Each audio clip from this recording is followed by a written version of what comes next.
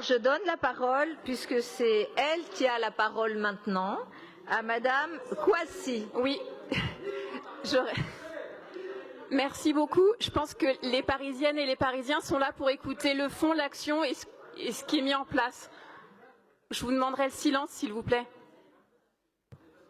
Parmi les différentes actions qui viennent redynamiser l'attractivité économique, je voudrais évoquer ce matin le projet intitulé Refabriquer à Paris.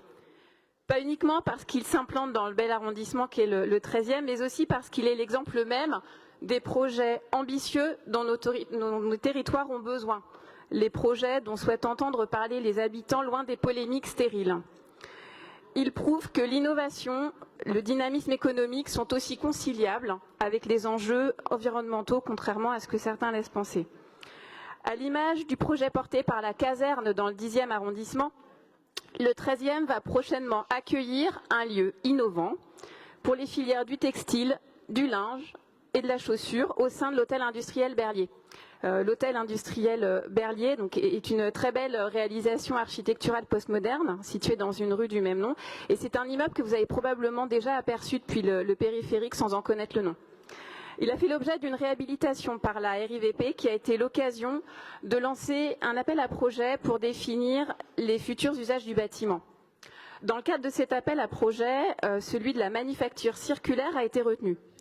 Concrètement, cela signifie qu'un étage entier de ce lieu hébergera un incubateur à destination des acteurs de l'économie sociale et solidaire, œuvrant pour le développement des activités de mode durable. Ce sont plus de 1000 mètres carrés qui seront consacrés à des activités autour du réemploi et de l'innovation pour une mode éco-responsable. Réalisation de retouches, nettoyage, confection de nouvelles pièces à partir de vêtements déjà utilisés notamment. Les enjeux liés au ravage de la mode jetable ou fast fashion sont colossaux.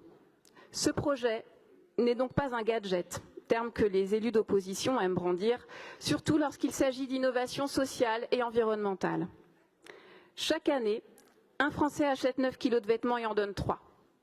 On estime qu'un jean parcourt 65 000 kilomètres depuis le champ où le coton est récolté jusqu'au magasin de vente. Cela représente 1,5 fois le tour de la planète. La prise de conscience au sein de l'opinion progresse, mais elle doit encore s'accélérer. En créant ce deuxième lieu, Paris réaffirme sa volonté de prendre part à ce travail de sensibilisation pour une meilleure prise en compte des enjeux d'environnement dans la mode et l'industrie textile. Ce lieu sera aussi en lien direct avec les écoles de mode déjà présentes dans le 13e arrondissement, comme l'Institut français de la mode, situé quai d'Austerlitz, dont les activités vont encore se renforcer dans les mois qui viennent, en regroupant d'autres écoles de mode déjà existantes. L'ensemble permettra de créer un véritable pôle d'expertise et de savoir-faire des métiers de la mode et des filières textiles, linge et chaussures. L'implantation de nombreuses écoles supérieures à Paris, en particulier pour les métiers de l'art, la mode et le design, montre que Paris est et reste un lieu attractif pour les talents français et internationaux. Au-delà de la mission de ce lieu, très cohérente avec la politique écologique menée par la ville, ce projet amplifie la dynamique du territoire et permet la création d'emplois dans un secteur qui employait encore 10 700 personnes à Paris en 2015.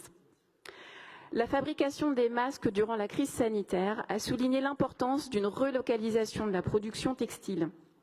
Les initiatives prises au moment de la crise sanitaire ont démontré que cela était possible.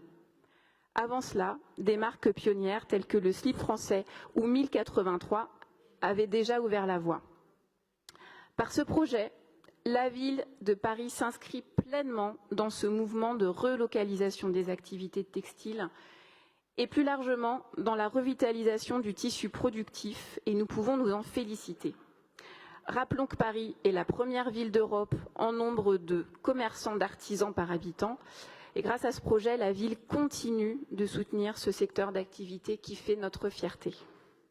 Paris est la capitale de la mode et doit continuer à attirer les talents d'aujourd'hui et de demain. Le soutien de la ville aux ateliers parisiens et aux lieux de création est une priorité et les accompagner vers une production plus durable et locale est de notre responsabilité.